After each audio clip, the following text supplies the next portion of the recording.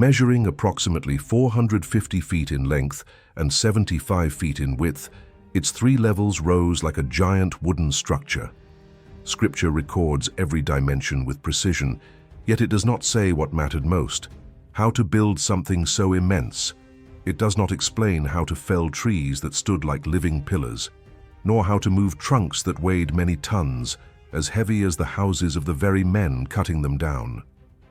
There is no manual for fitting wood together without iron nails, nor for sealing every crack in a colossal structure against an event the world had never seen. God gave the order, but did not explain the process. And Noah, standing before a task that defied logic, had to discover on his own how to turn a heavenly vision into something real, solid, and seaworthy. For decades, he and his sons woke every day with the same burden in mind and in their hands: to raise the largest vessel in human history, without previous experience, without engineers, without advanced tools, without any reference, only faith and a bronze axe. As they labored, neighbors passed by, mocking, murmuring, pointing. How does a man build the impossible when all he has is courage and a divine promise? And how can one construct a colossal ship in a place with no seas, where narrow rivers do not justify such an outrageous undertaking? The question seemed absurd to any observer, but Noah had no choice. God had spoken, and that was enough. "Build an ark," he said. He did not explain where to build it, nor how to prepare the ground, nor which technique to use. He only gave the measurements and ordered, "Do it." So Noah did what any practical man would do. He studied the land around him, measured distances, imagined the hull stretching almost 450 feet across the earth. He needed space, real space. A 450-foot structure is a giant of timber. A 75-foot width demands a foundation where the ground does not narrow, does not sink, does not buckle. The first battle, therefore, was not cutting trees.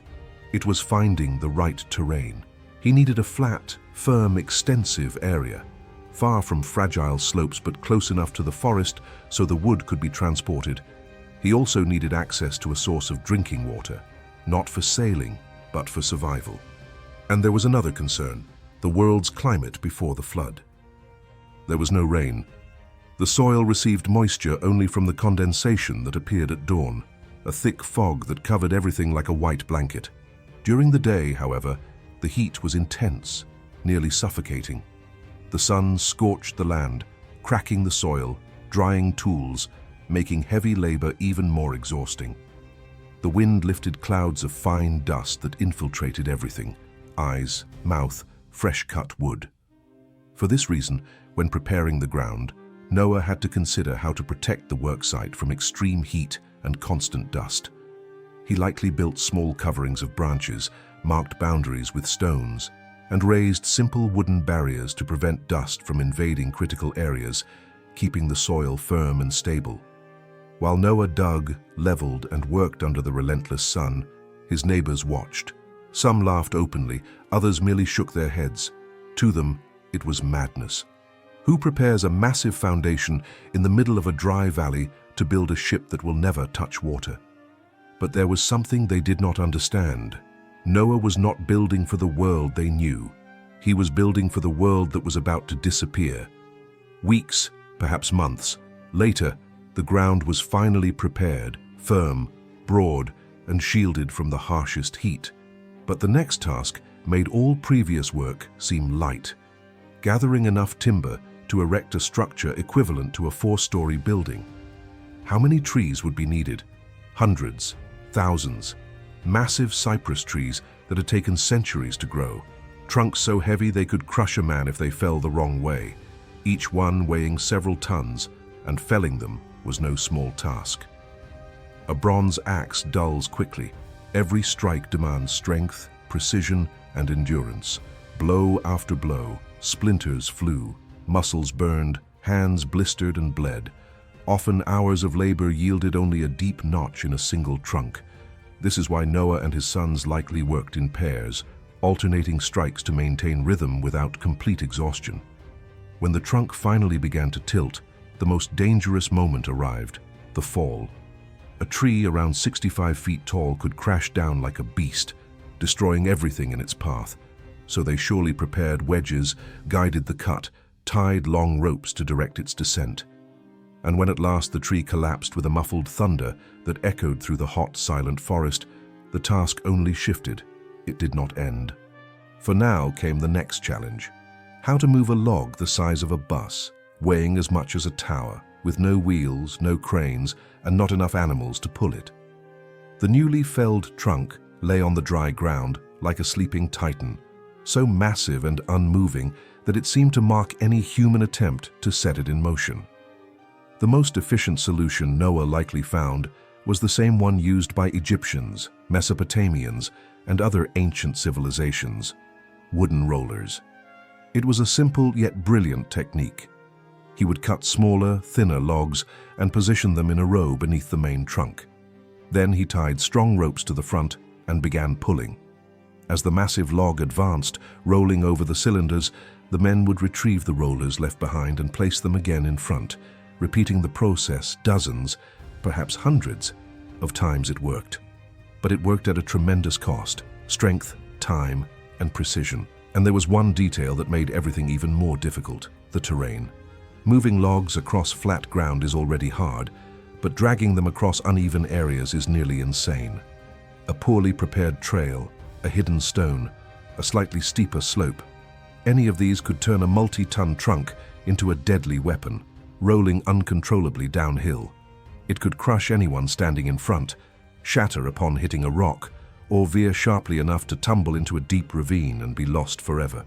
For this reason, even before moving the first log to the worksite, Noah likely spent weeks preparing pathways. He leveled the ground wherever possible, removed large stones, filled holes, cut exposed roots, and created trails wide enough for several men to work side by side. Every yard of path came from days of effort under the intense, constant heat that dominated the pre-flood world. No sudden rainstorms, no relief, only blazing sun, fine dust, and the morning mist that evaporated quickly, leaving the air dry and heavy. And then there was the issue of strength. Even with rollers, it was impossible to move a giant log with only 4 men. Noah had 3 sons, and together they were capable of much, but not of everything. So it is very likely they hired local workers, simple men accustomed to hard labor, who did not care if the project seemed absurd. Some may have helped for money, others out of curiosity, others because they needed work. But all of them knew that every single trunk transported represented entire days of effort, ropes that could snap at the worst moment, and accidents that sometimes caused serious or even fatal injuries, while some timbers were left to dry, stacked with space between them so the hot breeze could pass through without letting them rot. Noah returned to the forest to cut down more trees. The work felt endless. Still, a cycle was formed: cut, transport, stack, dry, cut again. But the most critical moment was approaching, the moment that would truly distinguish a mere pile of wood from a vessel capable of surviving waters the world had never known, raising the structure without letting it tip over, warp, or sink into the ground. This was the true test of a builder's skill. How do you erect a 3-story structure without it collapsing before it's even finished? The answer began with the most important piece of any ship: the keel, the spine of the vessel. A central master beam that would support the entire shape of the ark. Without it, everything would be nothing more than a heap of loose planks. But here was the great obstacle. The keel needed to be about 450 feet long. No tree on Earth grew anywhere near that length. This meant Noah would have to create the keel by joining multiple massive beams, trunk after trunk, fitting the ends together with near-surgical precision. He likely used male and female joints, reinforced with hardwood pegs, hammered with heavy mallets until fully locked in place. The line had to be perfectly continuous. If the keel cracked, warped, or came apart, the entire ark would be compromised. Then came the ribs, curved beams rising along both sides like gigantic bones, shaping the hull. But how do you bend wood without breaking it? There were no modern ovens or metal structures. The answer was ancient: steam and heat. The wood needed to be warmed gradually, softened with controlled heat, wrapped in damp fibers, perhaps kept inside makeshift frames where steam accumulated. When it became flexible, Noah and his sons would slowly bend it, secure it inside simple molds, and let it cool until it hardened again. It was a delicate process. A crack during bending meant weeks of work lost, and there were dozens upon dozens of massive ribs, all needing to fit into the keel with exact spacing. A mistake of only a few degrees in alignment would leave the entire structure crooked, heavy on one side, unstable on the other. To avoid that, Noah likely stretched ropes as guidelines, marked measurements on the ground with stakes, and used stone plumb lines to check every angle. Even so, adjusting a multi-ton beam required more than calculations. It demanded coordinated brute strength, improvised levers, logs used as primitive pulleys, men pulling ropes in perfect synchrony, every movement calculated to the inch. And even with all that effort, the work had only just begun. There was still another critical detail in the construction: the diagonal reinforcements. These were crossbeams forming triangles, not for aesthetics, nor by accident. Noah certainly knew, just as ancient builders intuitively knew, that the triangle is the strongest geometric shape that exists. It does not deform without breaking. It is the only structure that remains rigid even under extreme pressure. For this reason, the interior of the ark was not just a simple skeleton of beams. It was a complex network of interlocked wood, with diagonal braces that turned the hull into a true floating fortress. When the skeleton of the ark finally rose, immense, imposing, cutting the horizon like the silhouette of a giant, Noah may have paused for a moment just to breathe, and to understand that the most critical part was still ahead. He could build walls, beams, and ribs, but all of it would be useless if water found the smallest path inside. Now began the stage that would determine whether the ark would float or sink, sealing every gap, every joint, every microscopic crack. A single flaw would be enough to seal everyone's fate. Scripture is clear: you shall pitch it inside and out. That double coating saved lives. External pitch alone would not be enough. Water always finds a way to infiltrate. Moisture would seep through invisible seams, rotting the wood from the inside out. That is why Noah had to seal everything, layer after layer, from both sides. Pitch was a mixture of boiled tree resin, natural oils, and thick substances found in the earth. A sticky, black, scalding, and toxic paste. Boiling that mixture under the already suffocating heat of the pre-flood world was exhausting. The smoke stung the eyes, clung to the skin, and filled the air. But the worst part was not working outside, where the wind dispersed some of the fumes. It was working inside the ark. The internal application was like entering a hot, poorly ventilated cavern. The dense vapors of the pitch accumulated quickly, making the air hard to breathe. Workers had to go inside, apply it, retreat, step out for fresh air, return, apply more, step out again. Hours of interrupted labor, burns, skin irritation, dizziness from lack of oxygen. And it was not a single layer, it was multiple layers applied successively. Dry, reinforce, apply again, test with thin wooden slats, search for microscopic cracks, and seal again. A process that may have lasted weeks, perhaps months, but the harsh truth was this: the real test would only happen once the ark was in the water. Until that moment, all Noah had was faith. Faith that no joint, no seam, no small imperfection would betray his efforts when the abyss opened, when the final layer of pitch finally dried under the parched sun of that ancient world. The ark was completely sealed. But now, another immense challenge arose, turning that cavernous space into a livable environment for thousands of animals for more than a year. Without order, everything would become chaos. Without planning, certain death. The Bible gives the essential clue: 3 levels and internal compartments. The Hebrew word used, kinin, means literally nests or cells, individual spaces, and that made perfect sense. Without divisions, there would be fights, predators attacking prey, animals trampling smaller ones, diseases spreading with terrifying speed. But this planning was not simple. Building internal walls meant adding weight, redistributing loads, and ensuring nothing compromised the stability of the hull. Noah had to think like an engineer. The logic was clear: heavier animals on the lowest level, elephants, rhinoceroses, hippos, creating a low center of gravity that would keep the ark from swaying dangerously. Medium-sized animals would occupy the second level: horses, cattle, large bears, big cats. On the upper level would be the smallest: birds, small mammals, light reptiles, a strategic weight distribution essential for maintaining balance in turbulent waters. But there was a problem few ever consider: waste. Thousands of animals producing waste daily with no modern drainage system. Within weeks, the inside of the ark would become a toxic environment, a deadly hazard for both humans and animals. Diseases would spread long before the flood reached half its length. That is why Noah likely created simple but ingenious solutions: floors with a slight incline, small channels carved into the wood, grooves that directed liquids to specific points, perhaps discrete openings along the lower sides, designed to allow natural drainage once the ark was afloat. Nothing sophisticated, only efficient. And in that world, efficiency meant survival. And this was only one more among the countless challenges he still had to solve. There was also the vital issue of ventilation.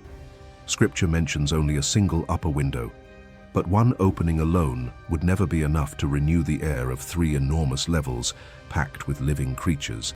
The world before the flood was dominated by constant heat and the morning moisture that rose from the ground at dawn, forming a mist that dissipated quickly. Inside a sealed hull, this would create a stifling, suffocating environment. For this reason, it is likely that Noah created strategically positioned side openings protected by outward wooden overhangs that kept excessive dust, and later water, from entering while still allowing air to circulate. Without proper ventilation, the natural gases of the animals would accumulate, oxygen would drop, and everyone would die long before the world was underwater. And then there was the storage of food. A year's worth of provisions for thousands of creatures could not be improvised. It required tons of compressed hay, dried grains, roots, dehydrated fruits, and specialized feed for certain species. Noah had to dedicate entire areas solely to storage, organized on raised platforms, lifted off the floor, and protected from any trace of moisture brought by the morning mist. Corridors, internal pathways, and small circulation routes had to be designed so everything could be accessed without chaos. When all this internal architecture finally took shape, 3 full levels, cells, nests, corridors, storage rooms, Noah realized he had built something far greater than a simple ship. It was a closed city, a living fortress. But the most critical part of the entire construction was still missing: the door. The ark's door could not be small. Animals of monumental size had to pass through it: giraffes, elephants, large herbivores. It was a colossal opening. And this created a massive structural problem. The larger the opening, the weaker the wall. A door of that size could compromise the entire lateral integrity of the ark, especially when the pressure of the rising waters struck the wood. That is why the location mattered. Scripture reveals the door was set on the side, and this detail shows remarkable engineering sense. Sidewalls distribute pressure far better than the ends, and a side door allowed the animals to enter without throwing the ship off balance. But for that to work, Noah had to reinforce the entire surrounding area. Thick beams framing the opening, forming a robust border, solid wood locked with joints stronger than usual, all to compensate for this vulnerable point. And the ceiling? Scripture mentions no locks, and there is a clear reason. God himself would close the door. It was not Noah's job to shut the world out. His job was only to build. Even so, the ceiling around the edges had to be perfect. Noah likely used extra layers of pitch and some type of flexible material between the borders, vegetable fibers soaked in hot resin, forming a kind of primitive gasket. When the door was closed, those fibers would be compressed against the structure, sealing everything completely, no gaps, no air or moisture slipping through. An absolute seal. And what about the opening system? Metal hinges would have been rare and far too expensive for something so heavy. Far more likely is that Noah used a massive vertical pivot, a reinforced wooden post set into a stone socket or a hardened trunk at the bottom, allowing the door to move slowly, heavily, but effectively. When the door was finally installed, tested, aligned, and sealed, the ark was, for the first time, complete. Decades of uninterrupted work, mountains of wood felled, dragged, shaped, structures raised, sealed, reinforced, a vessel so gigantic that it seemed to defy human logic. But now came the most mysterious part of all, something no engineer could predict or control. Suddenly, without Noah calling or directing them, the animals began to appear on their own. And before that miraculous event reached its peak, there was still one more question. How do you test a ship of such size without putting it in the water? The answer was brutal. You don't. The ark had been built on solid ground, far from any body of water capable of supporting it. Therefore, all those decades of labor depended solely on calculations, basic experience with wood, and absolute faith that the proportions given by God were perfect. Still, Noah could perform final inspections. He walked through the immense interior of the ship, touching every beam, pressing every wall, checking joints, observing whether the pitch had contracted during the drying process, searching for hidden cracks. He certainly loaded provisions gradually, increasing the weight little by little, listening to how the structure responded. Because wood under pressure speaks, it creaks, pops, groans. And if something were wrong, Noah would hear it. But nothing could prepare him for the moment when, coming from every direction, the animals simply began to arrive. Scripture makes it clear. They came to Noah 2 by 2. They were not hunted, chased, or lured with food. They came on their own, obeying a call that no human ear could hear. Imagine the scene. From every corner of the earth, animals began to appear as if responding to a silent command. Great herbivores emerging from the trees, predators walking beside prey without the slightest hint of hostility, birds circling in the sky before landing at the entrance, reptiles gliding over the dry soil, all converging toward the same point. There was something supernatural in that silent march. Every step, every growl, every call seemed guided by an invisible force. And then something even more astonishing happened. Each animal went straight to its designated compartment. No confusion, no disputes, no fear. It was as if they already knew exactly where they were meant to remain during the great journey. The natural chaos of wildlife simply did not exist there. That moment made it clear that the ark was not merely a human project. It was a work sustained by the very hand of God. When the last animal found its place, Noah, his wife, his 3 sons, and their wives entered as well. 8 people, the last righteous family on earth. And then the event written from the beginning took place. God himself closed the door. Not the arm of a man, but the divine touch sealed the entrance, shutting the old world outside and protecting the new world that would be born after the waters. The construction was complete. Decades of labor had come to an end. But after all, why did God command the building of this ark? Why did he send the flood? What had happened to the ancient world to justify such a devastating judgment? If you want to understand what truly existed before the flood, the corruption, the giants, the fallen angels, and the reason the Creator intervened, we have an entire film revealing that forgotten world. Click the video now appearing on your screen and discover what humanity lost forever. See you soon.